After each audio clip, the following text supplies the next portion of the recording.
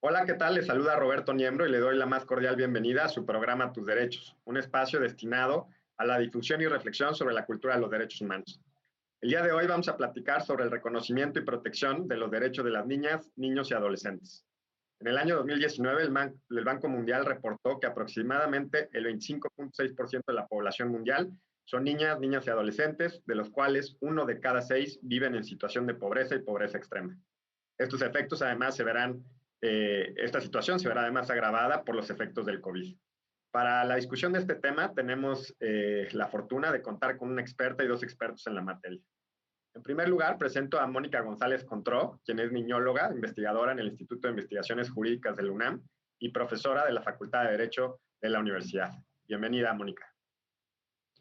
También presento a Juan Martín Pérez García, coordinador regional de Tejiendo Redes Infancia, proyecto de fortalecimiento para redes y organizaciones sociales, y director ejecutivo de la Red por los Derechos de la Infancia en México. Cuenta con 30 años de trabajo profesional en organizaciones sociales de derechos humanos. Bienvenido, Juan Martín. Finalmente, presento a Ricardo Ortega Soriano, profesor investigador del Departamento de Derecho de la Universidad Iberoamericana. Es doctor en Derecho y sus líneas de investigación se relacionan con el derecho internacional de los derechos humanos y grupos históricamente excluidos o desaventajados, con especial énfasis en niñas, niños y adolescentes, así como nuevas formas de enseñanza del derecho. Bienvenido, Ricardo. Bueno, pues para quien nos ve en este programa, el primer bloque es una introducción al tema de los derechos de las niñas, niños y adolescentes.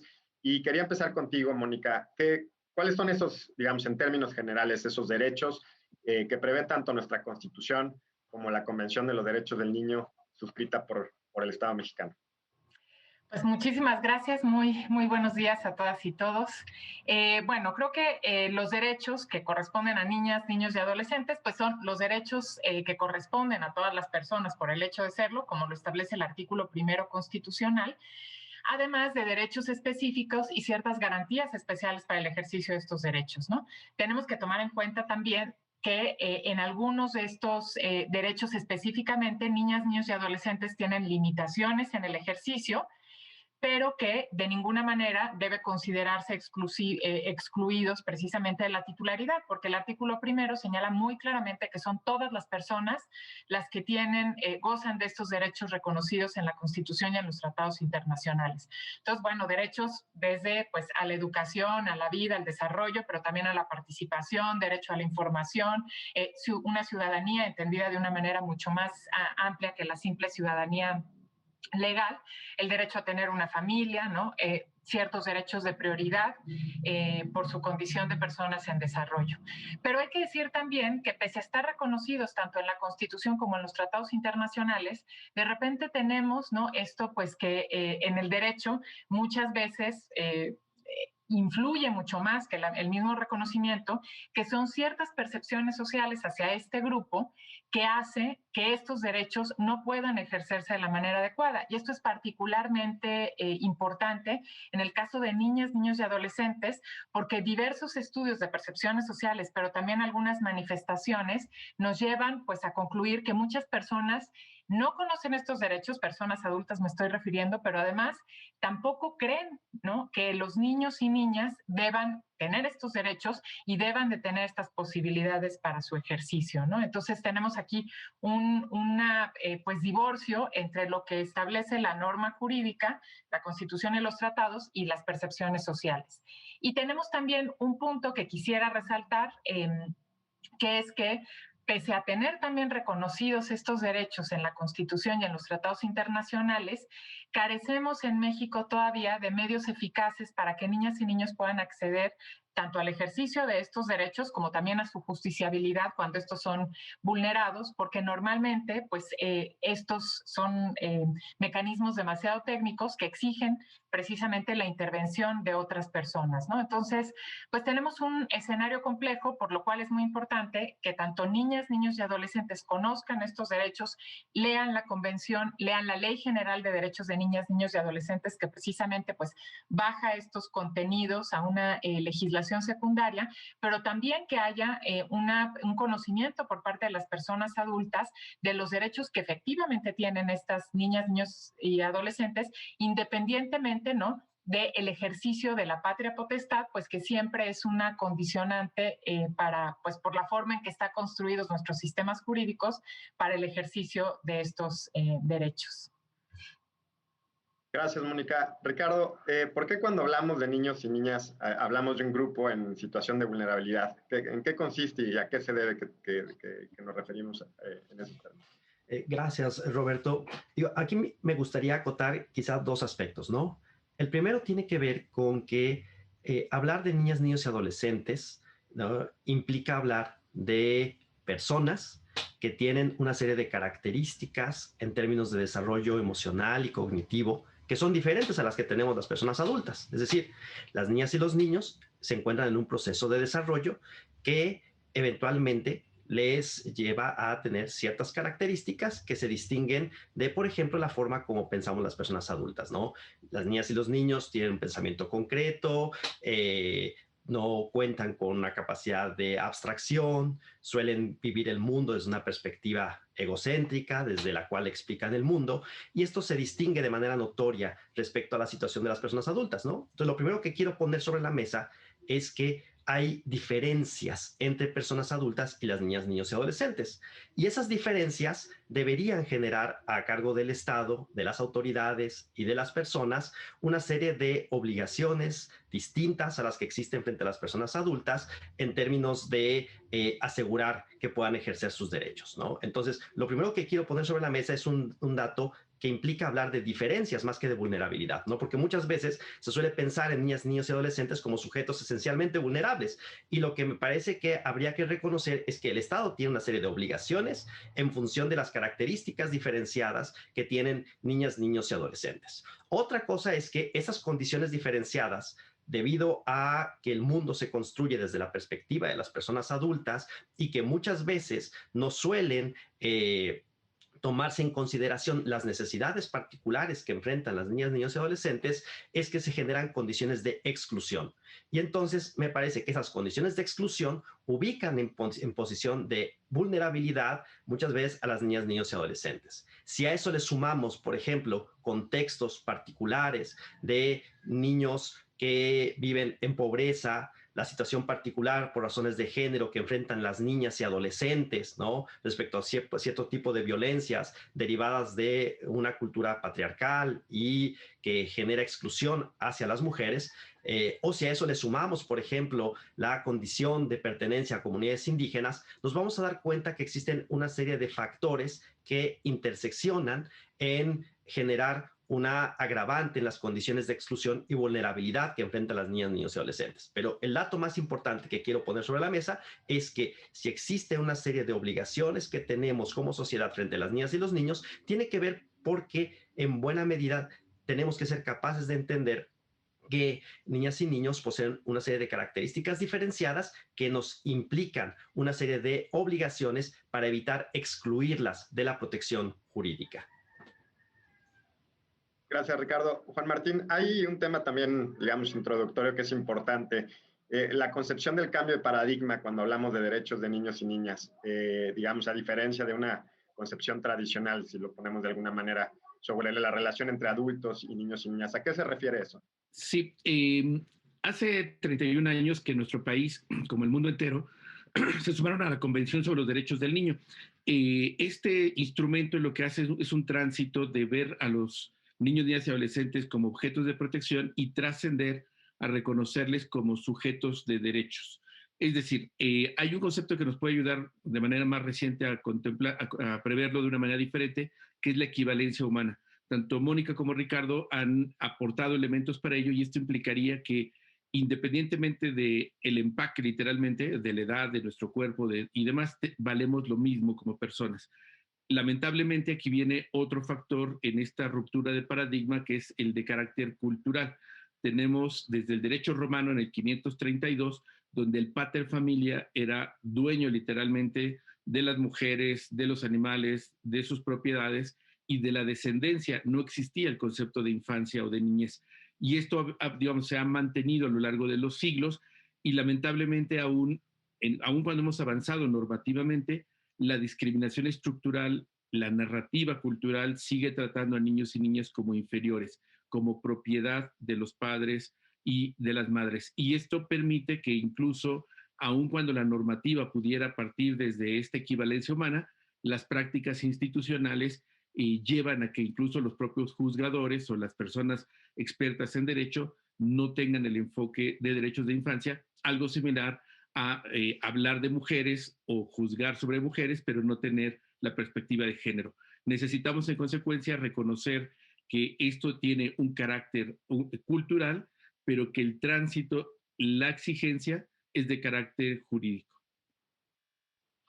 Muy bien, Juan Martín. Mónica, otro tema que es relevante para introducir el tema es la situación en la pandemia, ¿no? Creo que se habla de que los niños y niñas serán uno de los grupos más afectados. ¿Por qué? ¿Por qué es esta situación? Pues creo que es muy claro que la pandemia vino pues a trastocar pues la vida de todas las personas. Sin embargo, creo que las decisiones y particularmente, bueno, en nuestro país, pero no exclusivamente, no se han tomado con un enfoque de derechos de infancia. En primer lugar, pues desde un principio me parece que la política, ¿no?, asumió que todas las niñas, niños y adolescentes, ¿no?, que acudían a la escuela tenían un entorno familiar, ¿no?, con ciertas posibilidades para pues, tomar clases a distancia, ya sea a través de televisión, ya sea a través de Internet.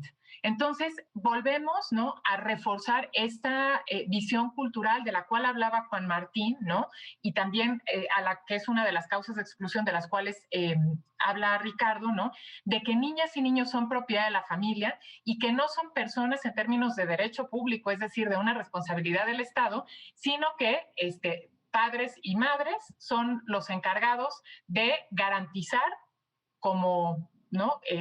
Decidan ellas y ellos esos derechos dentro de la familia, ¿no? Entonces esto ha tenido, me parece que una regresión importante en la forma en la que veíamos a niñas, niños y adolescentes respecto a las responsabilidades del Estado, es decir, como personas, como sujetos de derecho público, no solamente de derecho privado y derecho familiar, que es esta concepción tradicional anterior a la convención de la cual hablaba Juan Martín, y que a pesar de haberse roto, digamos, jurídicamente, pues culturalmente sigue estando como muy presente en el imaginario. Entonces, por un lado, es, digamos, como esta concepción que me parece que tiene raíces profundas y que veremos las consecuencias, pues, a largo plazo.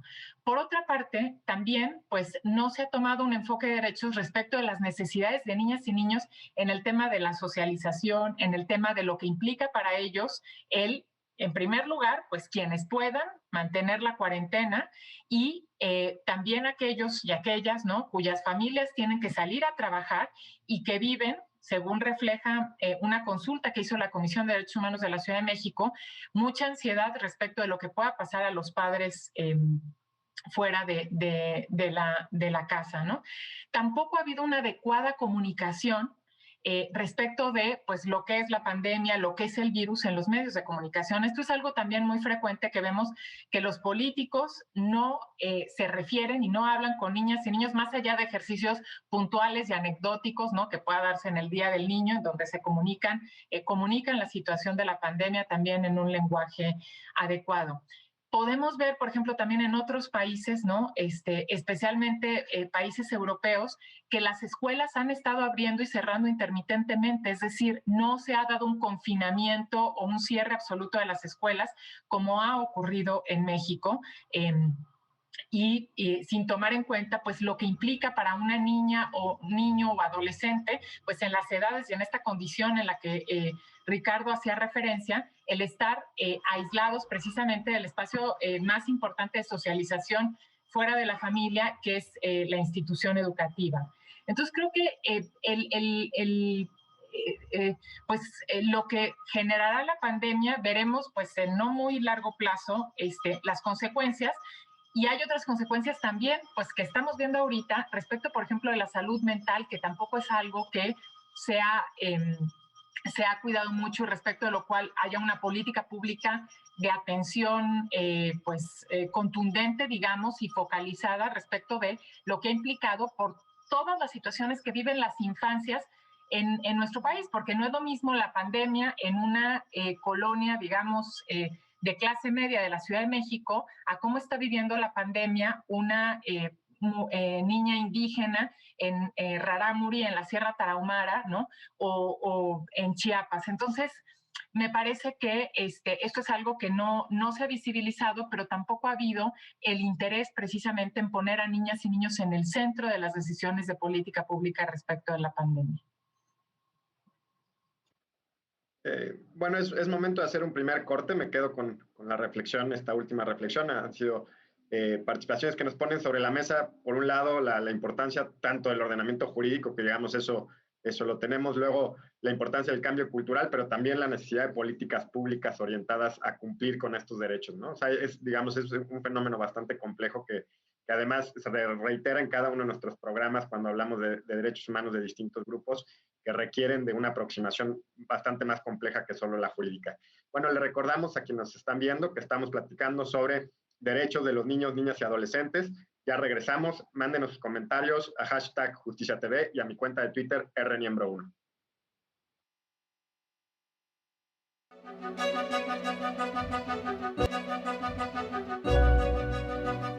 Ya estamos de regreso en su programa Tus Derechos. Estamos platicando sobre los derechos de niños, niñas y adolescentes. Ricardo, quisiera retomar la conversación contigo. Ya se ha mencionado en el primer bloque el enfoque de los derechos de la infancia, que es un tema que se mencionó. Y también, ¿qué queremos decir con eso en primer lugar? Y además, cuando hablamos del interés superior del niño o de la niña, ¿a qué nos referimos los abogados o abogadas cuando hablamos de este tema? Claro, Roberto. Mira, me parece que para hablar de enfoque de derechos de niñas, niños y adolescentes, pues lo primero que habría que tener en cuenta es un poco algo que hemos conversado en este programa, ¿no? Durante mucho tiempo en nuestra sociedad, en nuestra cultura, ha regido un enfoque netamente tutelar, es decir, en donde se reconoce que las niñas, niños y adolescentes son básicamente objetos que deben ser tutelados o protegidos por las personas adultas y en donde prácticamente se les niega cualquier tipo de posibilidad para opinar, para poder expresar puntos de vista, se desconfía de lo que suelen decir, etcétera, etcétera. Esta concepción de carácter tutelar ha negado históricamente el reconocimiento de una cuestión fundamental que cualquier persona debería tener, que es ser tratada como sujeto de derechos. Entonces, cuando hablamos de un enfoque de derechos de la infancia, a lo que nos referimos es a una serie de cuestiones que están vinculadas con reconocer a niñas y niños como sujetos de derechos, como personas que son capaces de expresar un punto de vista, de poder externar su opinión y de participar abiertamente en aquellas cuestiones que les afectan.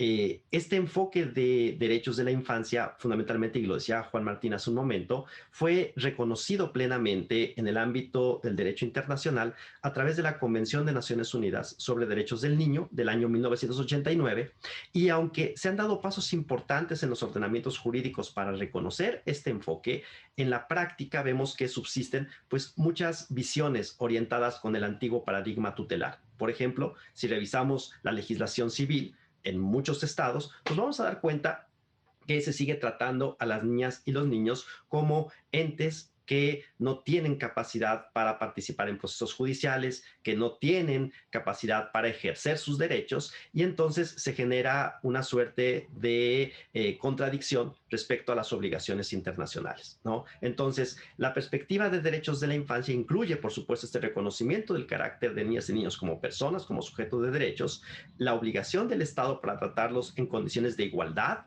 y sin discriminación, la necesidad de generar como sociedad una serie de modificaciones o adaptaciones para que las niñas y los niños puedan ejercer plenamente sus derechos, y me parece que esto en su conjunto nos llevaría a entender que detrás de la perspectiva de derechos de niñas, niños y adolescentes, de lo que hablamos fundamentalmente es de una serie de obligaciones reforzadas a cargo del Estado, por una parte.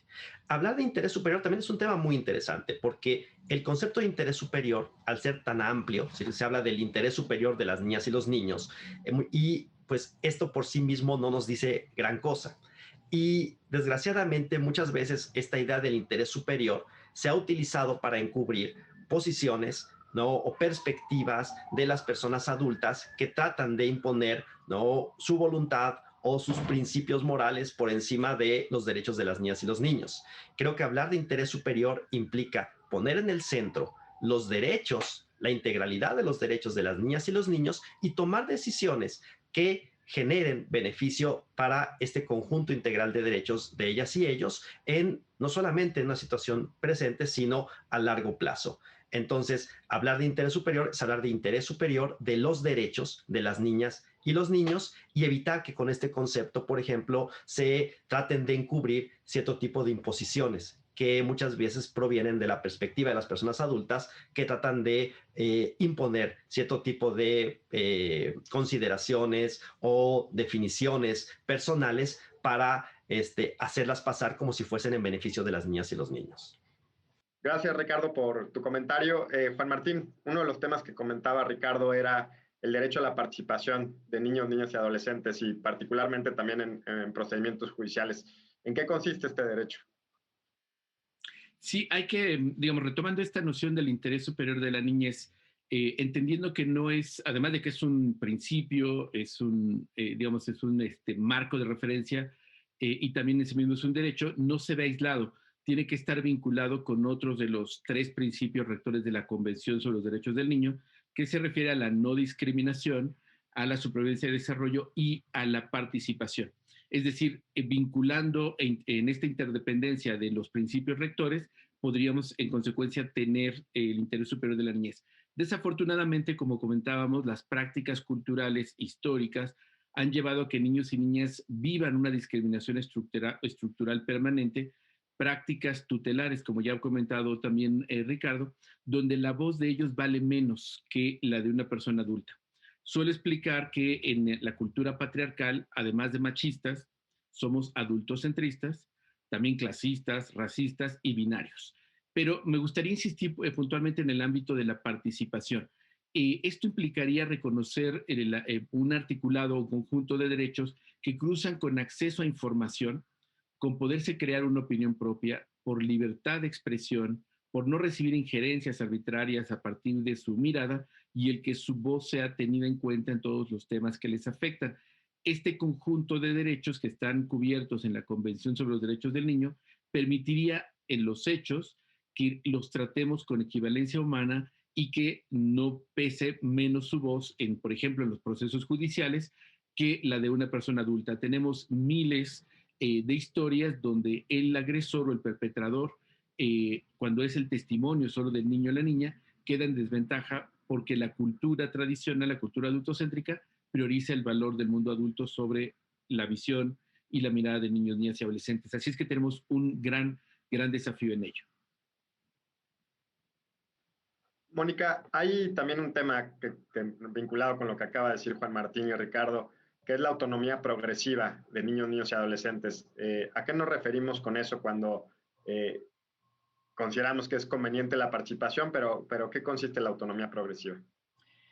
Pues la autonomía progresiva precisamente es muy importante y forma parte pues integral también de los derechos de niñas, niños y adolescentes, y tiene que ver con esta condición de desarrollo de la cual hablaba Ricardo al principio del programa, pero que desde luego pues creo que al público le quedará muy claro que no es lo mismo la opinión que puede dar o los asuntos respecto de los que puede opinar una niña de 3 años que un adolescente de 14. Entonces, la autonomía progresiva es un poco desafiar esta idea, ¿no?, sobre la cual se ha construido nuestro sistema jurídico de la mayoría y la minoría de edad, ¿no?, que parte de una ficción, que lo voy a poner un poco caricaturizado, pero así es, que una persona de 17 años, 11 meses, 29 días, no puede contraer matrimonio, no puede adquirir bienes inmuebles, no puede votar, no puede ser votada, tiene muchísimas limitaciones en la capacidad para ejercer sus derechos. Y una persona de 18 años, es decir, esta misma persona, pero un día después, el día de su cumpleaños, ya adquiere lo que en derecho se ha llamado, que creo que tiene que ser superado, la capacidad de ejercicio plena. Entonces ya puede votar, ya puede casarse, ya puede adquirir bienes inmuebles. Y esto, digamos que el derecho pues ha construido pues de manera, pues para dar certeza jurídica, es algo que tiene que cambiar con la Convención sobre los Derechos del Niño e ir aceptando, ¿no?, que niñas, niños y adolescentes todo el tiempo, desde que, y así lo dice el comité, desde los primeros días de vida están ejerciendo su autonomía y van adquiriendo capacidades para participar, para tomar decisiones, para ejercer sus derechos. Entonces, supone esto reconocer la autonomía progresiva, por un lado, pues la naturaleza de que cada ser humano tiene distintas ¿no? Se desarrolla de distinta manera, pero que además no debemos esperar a cumplir la mayoría de edad y tener la ciudadanía legal para que niñas, niños y adolescentes puedan ser partícipes y ser protagonistas de sus propias vidas, de sus decisiones y tomar decisiones también mucho más allá de la vida privada, como tiene que ver en el ámbito escolar, pero también en el ámbito público, en el ámbito judicial, de las decisiones que se toman, por ejemplo, pues en su colonia, en su barrio, en su municipio, que es algo que perfectamente niñas, niños y adolescentes pueden hacer, pero que el derecho, digamos, con esta ficción, que además tiene mucho tiempo también de la distinción tajante entre la mayoría y la minoría de edad, ha ignorado, ¿no? Como si fuera nula la persona antes de los 18 años y mágicamente de un día para otro se convirtiera en una persona que tiene esta capacidad para el pleno ejercicio. Entonces, el derecho debe ir reconociendo en distintas edades, de acuerdo con las capacidades de cada niña, de cada niño y de sus propios deseos, porque eso también es importante, ¿no? Hablar de su deseo, por ejemplo, de participar o no en un proceso judicial, que eso también es una prerrogativa, ¿no?, de la niña o el niño, que no tenemos las personas adultas, ir participando en todo aquello que le afecta y tomando decisiones, ¿no? Hay algunos atisbos, ¿no? Por ejemplo, la necesidad de que haya consentimiento para la adopción de los mayores de 12 años de edad. Bueno, ¿no? Eso reconoce un poco estas capacidades en desarrollo, pero hace falta caminar muchísimo más allá en ir reconociendo precisamente que la capacidad, la madurez se va adquiriendo de manera gradual. Gracias, Mónica. Ricardo, hay también, digamos, derechos o legislación nacional, hay convenios, está el Comité de Derechos del Niño, pero empezando por la legislación nacional, ¿qué significó la Ley General de los Derechos del Niño, Niña y Adolescente para México? Gracias, Roberto. Pues fíjate que es una gran pregunta porque me parece que la Ley General de Derechos del año 2014 de alguna manera transforma el paradigma que conceptualizaba la protección de derechos de niñas, niños y adolescentes como una cuestión meramente asistencial a reconocerla como una obligación de Estado. Es decir, la Ley General de Derechos me parece que en sintonía con la Convención sobre los Derechos del Niño, así como por pues una serie de desarrollos que se han venido generando en el ámbito del derecho internacional, pues reconoce que el Estado está obligado frente a la infancia. Y esto fundamentalmente generó, por ejemplo, la creación de un sistema integral para la protección de derechos de niñas, niños y adolescentes, el llamado CIPINA, y por otra parte, instituciones especializadas para la atención de derechos de niñas, niños y adolescentes, que son las Procuradurías de Protección de Derechos. De alguna manera, la legislación en materia de infancia da un giro importante porque reconoce, por una parte, que no solamente el DIF, como sucedía durante mucho tiempo, ¿no?, que parecería ser que cualquier cuestión vinculada con niños, niños y adolescentes era un asunto del DIF y que el DIF tenía que atender desde becas escolares hasta temas asistenciales, cuestiones vinculadas con educación, es decir, todo lo que tuviera que ver con niños se concentraba antes en la autoridad del DIF. Ahora se reconoce que niñas, niños y adolescentes tienen derecho a recibir servicios del Estado de manera integral y que, por ejemplo, las Procuradurías de Protección tienen la obligación de gestionar esos servicios a favor de las niñas, niños y adolescentes. Entonces, a mí me parece que este giro que se da en el plano normativo porque hay que también ser muy claro, es decir, se da un giro muy interesante en el plano de las leyes con la creación de la Ley General de Derechos de Niñas, Niños y Adolescentes, la creación del Sistema Nacional que incluye tanto autoridades federal, estatales y municipales, y de alguna manera se reconoce que la obligación de protección de derechos es una asignatura de Estado que incluye a pues todo el conjunto de instituciones que forman parte del andamiaje del Estado. Pero desgraciadamente, ¿no? Si a esto lo traducimos, por ejemplo, en lo que ha sido el proceso de implementación de este nuevo enfoque de protección de derechos, pues nos vamos a dar cuenta que actualmente las Procuradurías de Protección tienen recursos sumamente limitados,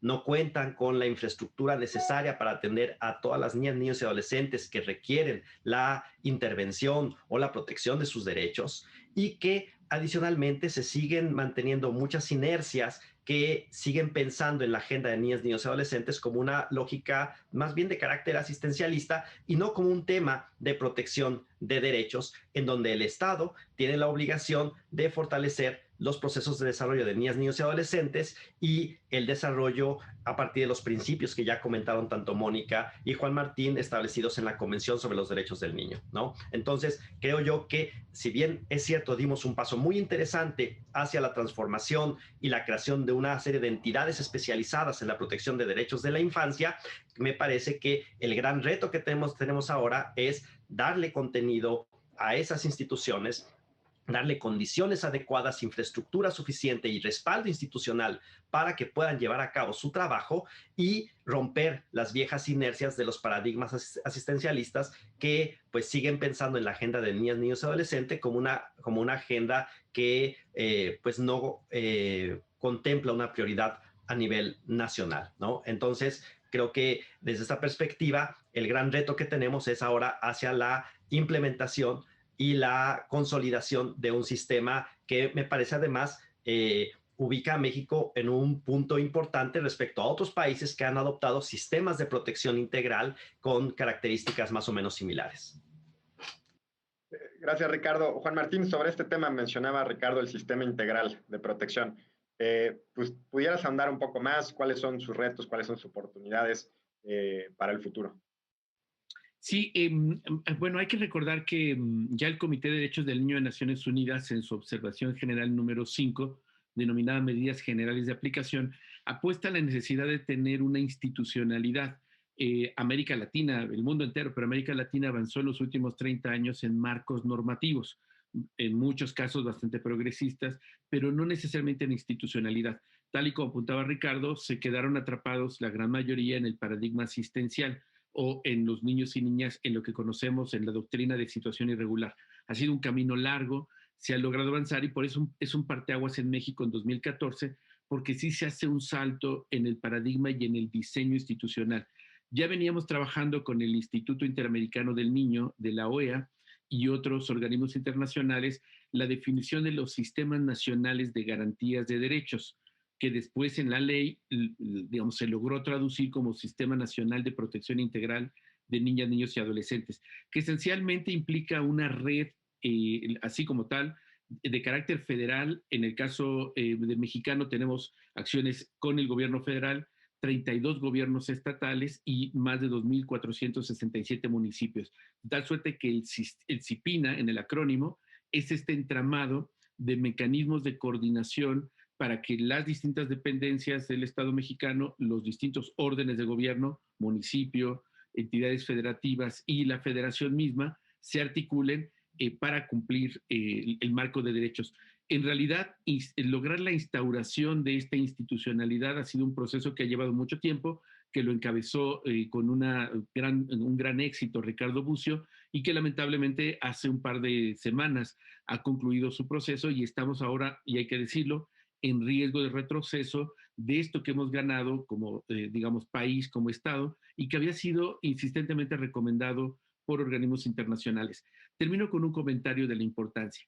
Los sistemas nacionales de protección integral en toda América Latina no son burocracia, son órganos especializados de la función pública para hacer sinergia interna, abaratar costos, pero sobre todo generar las condiciones institucionales y normativas para que la garantía de derechos llegue al territorio, que son los municipios, y es ahí donde se garantizan los derechos. El retroceso que ha tenido América Latina, por ejemplo, Ecuador, cuando después de haber montado su sistema de protección lo desmantela, el costo humano y económico ha sido altísimo. Y por eso es que en el caso mexicano, con la nueva administración, tenemos que proteger esto que tiene que ver con la institucionalidad más allá de personas o partidos políticos. Gracias, Juan Martín. Bueno, es momento de hacer un segundo corte, ya regresamos. Les recordamos que estamos platicando, conversando sobre los derechos de los niños, niñas y adolescentes. Ya volvemos. Ya estamos de regreso en su programa Tus Derechos. Estamos platicando sobre los derechos de las niñas, niños y adolescentes. Mónica, hay un comité de los derechos del niño. ¿Cuál es su función? Y también si nos puedes comentar sobre algunos de los últimos informes, el sexto y séptimo específicamente. Sí, pues muchas gracias.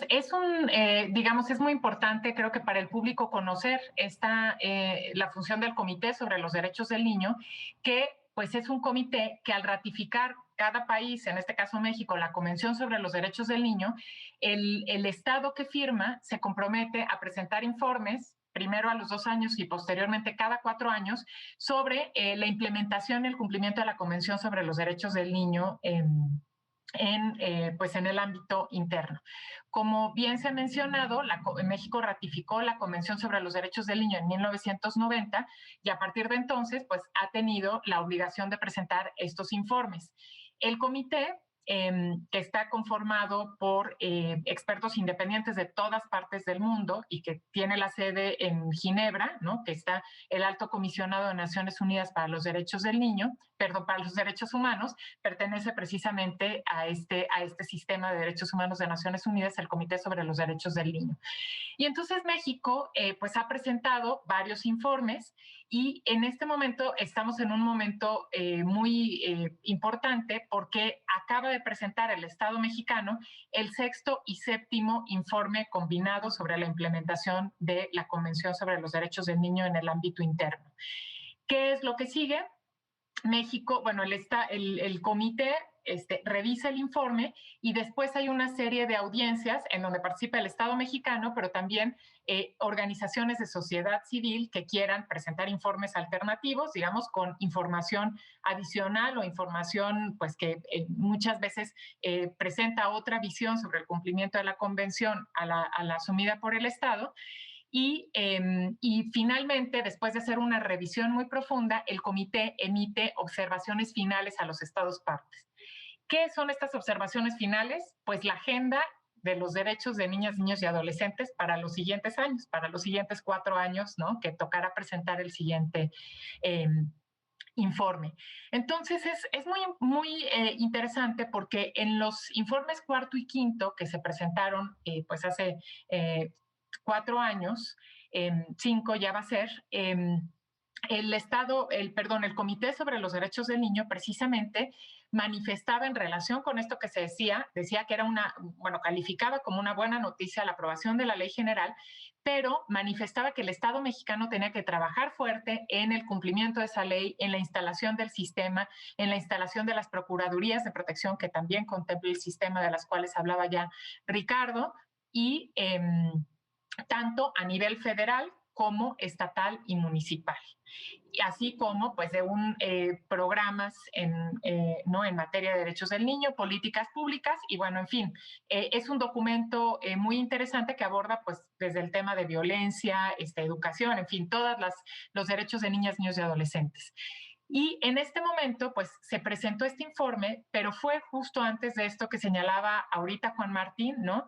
De pues esta situación en la que ahorita se encuentra el sistema, que no sabemos bien qué es lo que va a ocurrir, que estamos en una coyuntura de que pues debemos fortalecer el sistema, pero creo que pues hay posibilidades de que haya este retroceso, como en el caso de Ecuador, que también ya mencionaba Juan Martín, y habrá que estar muy atentos, y en este sentido es muy importante que el público conozca, ¿no? que el Estado mexicano presentó ya el informe, probablemente le tocará, pues yo creo que el próximo año las audiencias, porque por cuestión de la pandemia se retrasaron, pero sobre todo ver qué es lo que le dice el Comité de los Derechos del Niño a México sobre cómo está cumpliendo con sus obligaciones internacionales. Entonces, visibilizar esto y estar al pendiente y hacer un análisis de qué es lo que dice el comité y cómo vamos a cumplir, pues es muy importante, ¿no? Y decir también que pues habrá que considerar el tema de la pandemia porque pues creemos, ¿no?, que habrá retrocesos en materia de cumplimiento de derechos de niñas, niños y adolescentes con motivo de la emergencia sanitaria y las políticas que se han implementado para enfrentarla. Muy bien, Mónica, gracias. Ricardo, hay un actor fundamental también cuando hablamos de derechos humanos, por lo menos en la región, que es la Corte Interamericana de Derechos Humanos, y ha tenido pronunciamientos, ¿no? Por un lado, temas de violencia, cuando los niños y adolescentes son víctimas de violencia, pero también ha hablado sobre la educación sexual y reproductiva. ¿Cuáles, digamos, las aportaciones principales para quienes nos escuchan de la Corte Interamericana sobre este tema? Sí, me parece que es una pregunta muy, muy importante porque la Corte Interamericana ha generado pronunciamientos que van, por ejemplo, desde cuestiones que definen, por ejemplo, estos principios del paradigma de enfoque de derechos en la opinión consultiva 17 sobre condición jurídica y derechos de niñas, niños y adolescentes, hasta, por ejemplo, establecer las bases bajo las cuales el Estado tiene la obligación de atender, por ejemplo, a niñas, niños y adolescentes solicitantes de asilo. Por ejemplo, con la opinión consultiva 21.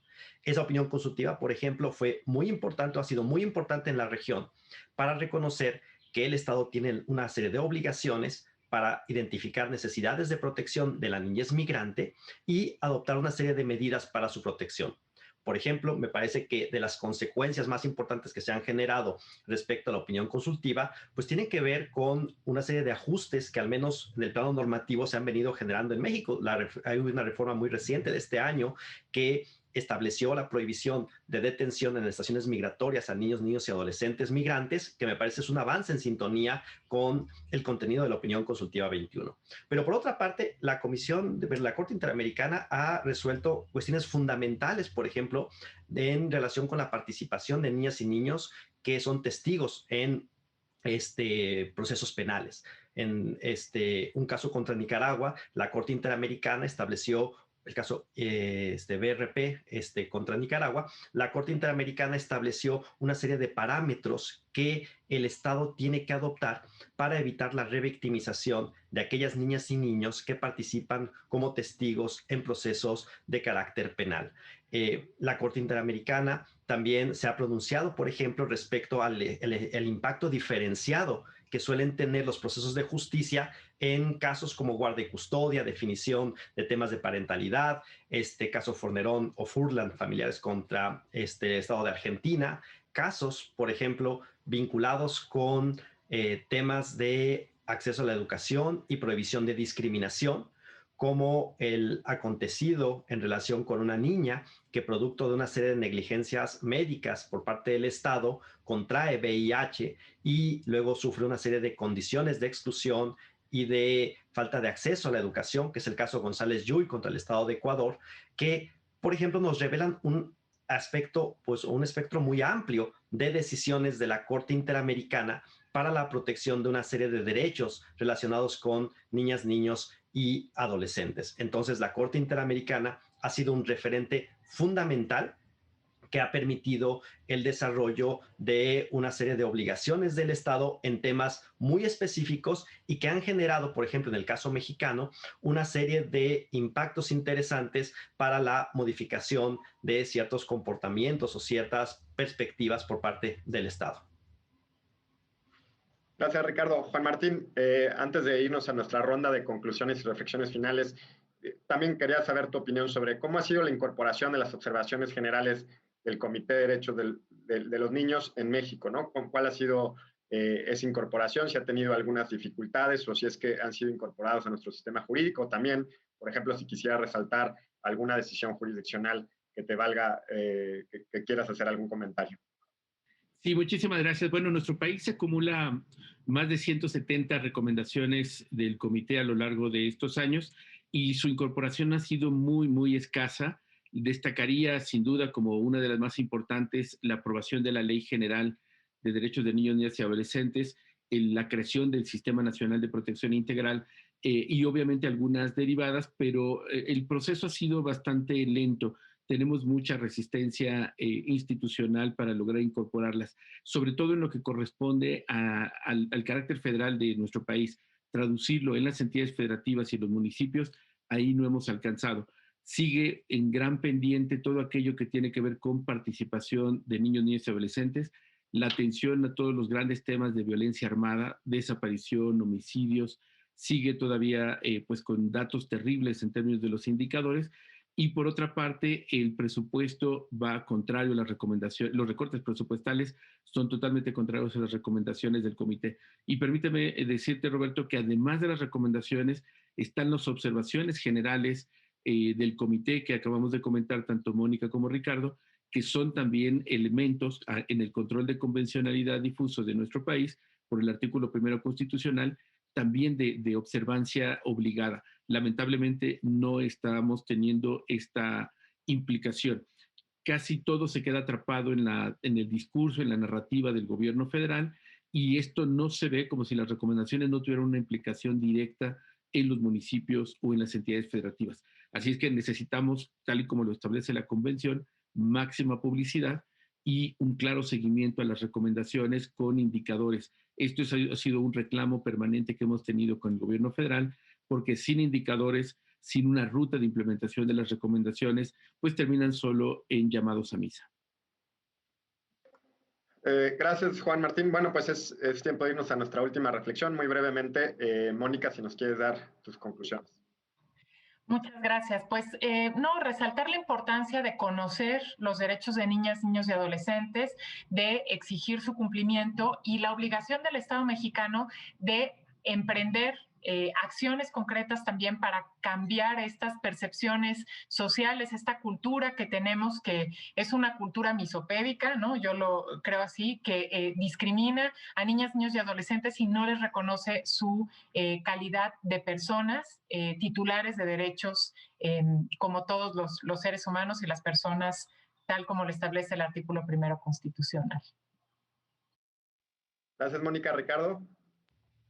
Pues que estamos en un momento pues muy importante porque, como lo decían tanto Mónica como Juan Martín, es tiempo de decidir o definir como Estado si le apostamos a la consolidación del sistema de protección, con todo lo que eso conlleva, con infraestructura, con respaldo institucional, con suficiencia para poder realizar su trabajo, o bien asumimos una postura que de alguna manera nos lleve a paradigmas en teoría ya superados, ¿no? Por una parte.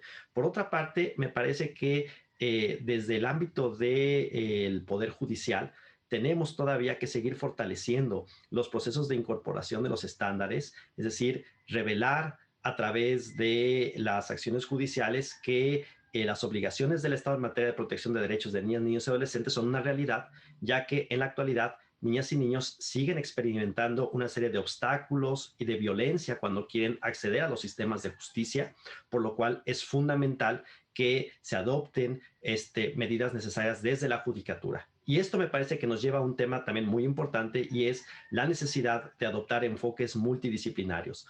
Abogadas y abogados necesitamos del respaldo de personal especializado en psicología, en trabajo social, en campos de conocimiento que permiten tener visiones y perspectivas integrales de las necesidades de niñas y niños, y es necesario generar diálogos importantes para atender plenamente sus derechos. Entonces ahí hay un reto también muy importante. Y como sociedad, finalmente, apostarle a un cambio cultural en términos de dejar de pensar que las niñas y los niños son de nuestra propiedad. Gracias, Ricardo. Juan Martín. Sí, pues animar a que este tipo de espacios de diálogo se puedan ampliar. Necesitamos entender que cuando hablamos de derechos humanos no son documentos jurídicos necesariamente, sino tiene que ver con el respeto a la dignidad de las personas, y esta dignidad cruza claramente con las obligaciones del Estado para que niños, niñas y adolescentes puedan tener un proyecto de futuro.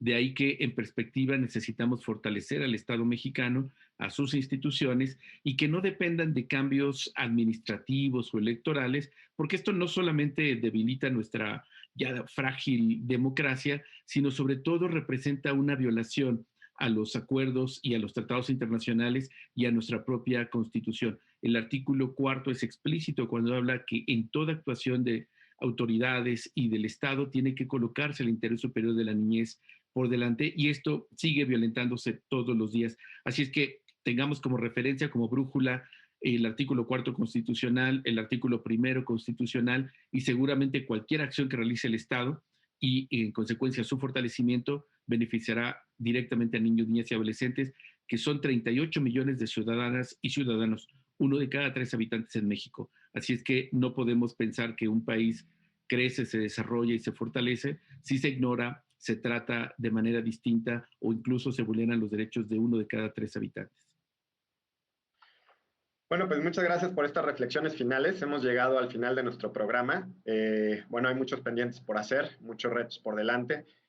Definitivamente, pues al parecer contamos con el andamiaje jurídico necesario, pero bueno, faltan llevarlo a la implementación, faltan cambios culturales, faltan cambios en la política pública.